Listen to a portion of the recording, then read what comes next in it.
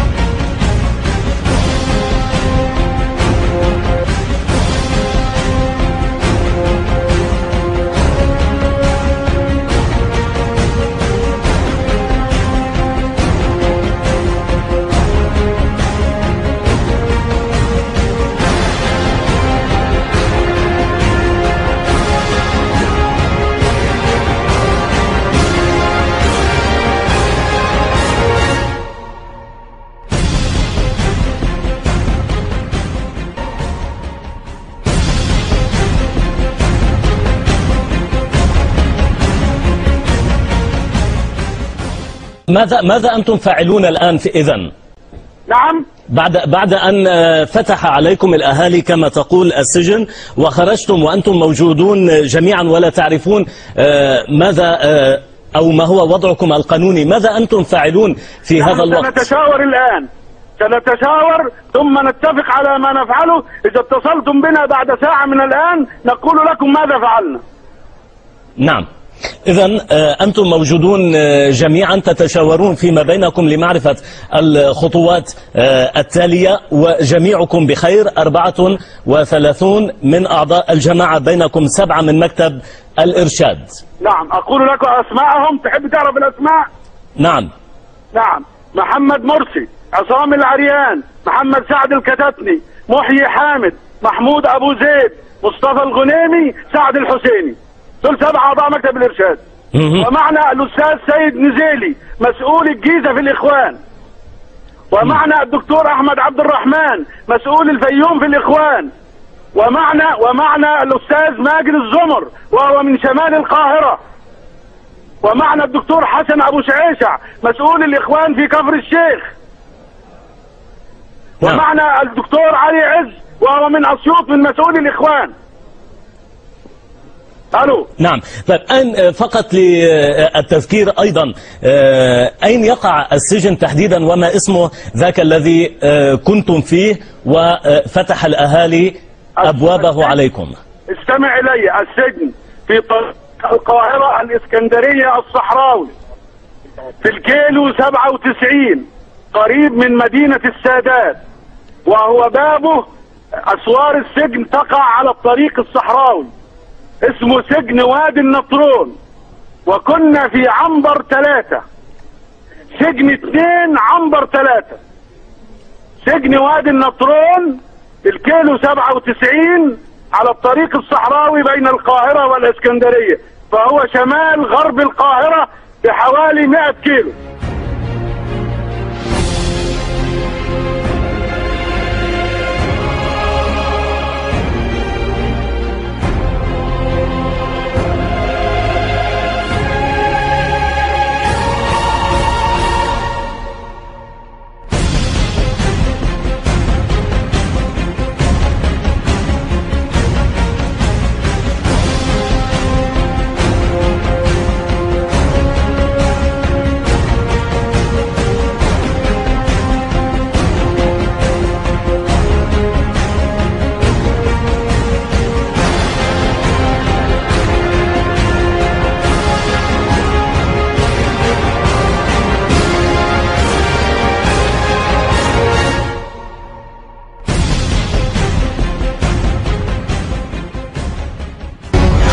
عشت طويلا معكم أترقب هذا اليوم، متى يأتي اليوم الذي بحق تطبق فيه شريعة الإخوان اهي، واحدة من الإخوان بتصوت للناس، وادي القاضي حضرة القاضي واقف، وادي واحدة من الإخوان اهي بتعلم لهم. يأتي اليوم الذي بحق تطبق فيه شريعة الحق. فرح مين يا حاجة ده؟ فرح مين صحيح؟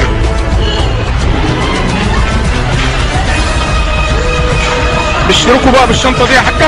يأتي اليوم الذي بحق تطبق فيه شريعة الحق. ضخة انتخابية تم تسريبها مسبقا لصالح مرشح حزب الحرية والعدالة محمد مرسي، وتم إيقاف العملية الانتخابية وتحرير محضر بهذه الواقعة. يأتي اليوم الذي بحق تطبق فيه شريعة الحق. اللي على ورقة بيضاء دي صورة مين دي يا حاجة؟ ممكن نصور الصورة دي؟ الصورة ده رقم من البتاع بتاعها. صورة محمد مرسي مين اللي اداها له؟ يأتي اليوم الذي بحق تطبق فيه شريعة الحق. ثلاثة قاعدين هنا. قال لك ايه بالظبط؟ قول لي خلي بالك من الميزان محمد. ما يقوليش مرسي ان شاء الله.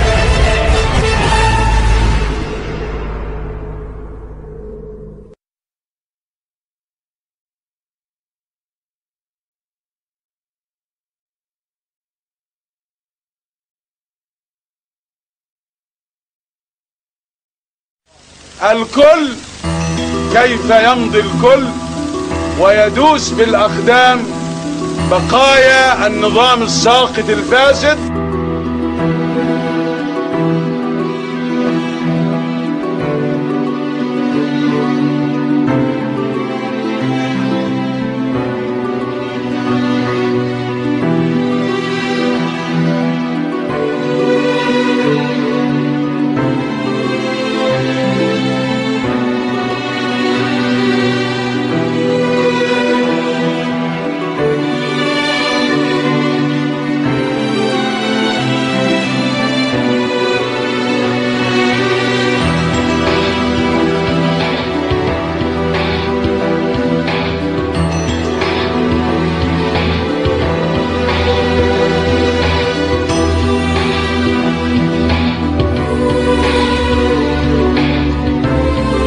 لكن الجماعة ارتأت بعد دراسة خلال أيام الثورة، وهي مشاركة فيها بكفاءة عالية جدا، أنه في مجلس شوراها يقرر أن الجماعة لن يكون لها مرشحا في الرئاسة في المرة هذه لاعتبارات كثيرة المجلس الشورى ارتآها. فهذا أعلن يوم 10 فبراير قبل حتى سقوط الرئيس السابق. هبتدي من الآخر، هبتدي من حكاية ترشيح سيد محمد مرسي، مدى صحة هذا الخبر؟ نعم الخبر صحيح، يعني الهيئة العليا للحزب منذ قليل، يعني منذ 10 دقائق فقط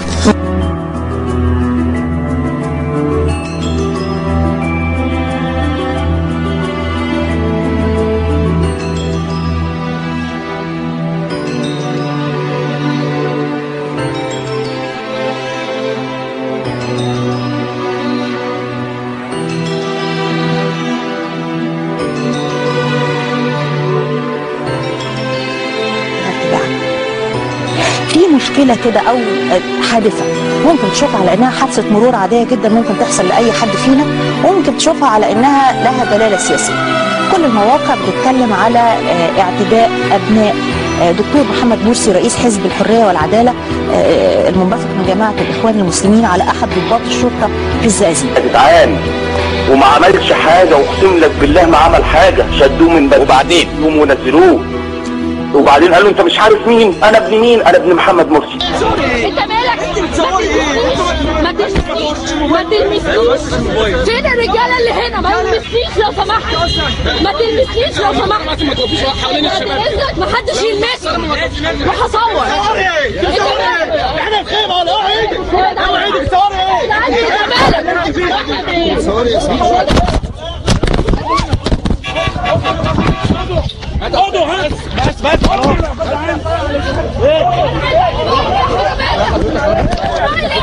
حملات المرشحين لانتخابات الرئاسة امبارح وصل حوالي 8 صحفيين لاسم شرطة العطارين، ده لتحرير محضر أو مجموعة محاضر ضد الدكتور محمد مرسي مرشح حزب الحرية والعدالة لكرسي رئيس الجمهورية بشخصه هو مش بصفته، بعد اعتداء أنصاره بالضرب عليه. هو كان في البيت وقلت له البيت التاني فرحنا على طول اهو، بيت نمت، قلت يا محمد روح قول لنينا تعالى عشان نتغدى.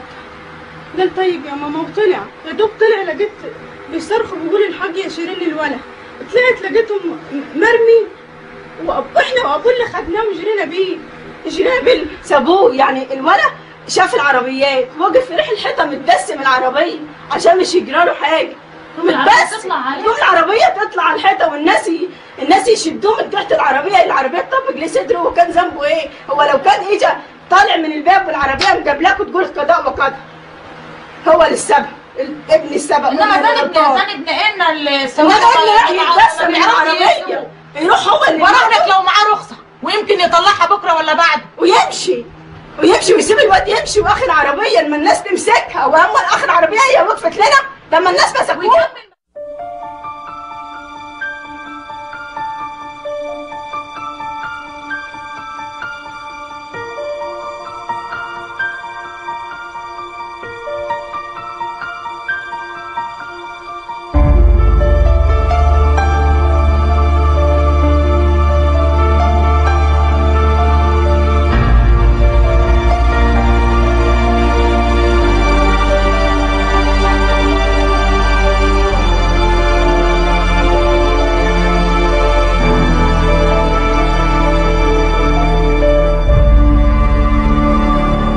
لا يمكن ان يكون خلافا عقائديا طبعا، مستحيل. بين المصريين ما فيش خلاف عقائدي اصلا، المصريين كلهم ما فيش بينهم خلاف عقائدي. المصريين اما مسلمين او مسيحيين، صحيح، وما فيش خلاف بين العقيده الاسلاميه والعقيده المسيحيه. متر انفاق شبكه كبيره عميقه عايزينها دي بس تاخد وقت شويه. لكن انا بقول لحضرتك انه انا بشوف انه اللي راكب العربيه اللي راكب فيها واحد بس كتير جدا جدا.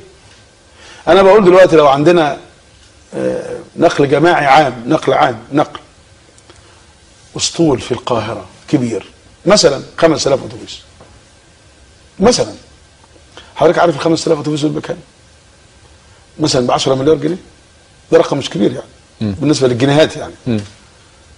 تصور حضرتك كم العربيات لو في شبكة مواصلات سريعا بنفس الشوارع دي، بس لها توقيتات ولها خريطة واضحة، ودي سهلة. عندنا متخصصين في المرور كتير من الشرطه ومن غير الشرطه، وحتى في كليات الهندسه في اقسام للمرور والطرق والاداره، ونزلنا الاتوبيسات دي. الاتوبيس بيشيل 50 واحد، يعني يوفر كام عربيه؟ ده تفريق سريع، يوفر 50 عربيه. دكتور محمد مرسي مرشح طبعا جماعه الاخوان المسلمين لرئاسه الجمهوريه، اللي قال واكد على نفس الكلام اللي كنا طبعا تابعناه في المؤتمر الخاص بيه امبارح في اسوان. المؤتمر النهارده كان في كفر الشيخ، اكد على تطبيق شرع الله وقال هو العزه والكرامه، وانه تراجع 60% بعد الثوره. يعني الان السياحه تمثل اقل من 5%، والبرنامج لم يتطرق. على الاقل البرنامج اللي انا شفته على النت 84 صفحه. انا سامع كويس. في كذا، بس من اول صفحه 42 حضرتك كاتب التنميه القطاعيه، الا اذا كنت انا عندي نسخه. لا ده انا عايز اقول لحضرتك، ان القطاعات السته كل قطاع داخله مشروعات تنفيذيه وتفاصيل اخرى. في صفحه انا اتمنى ان ارى الجدول ده هنا عشان حضرتك بس تشوفه. اتمنى ان ارى الجدول ده هنا عشان حضرتك بس تشوفه.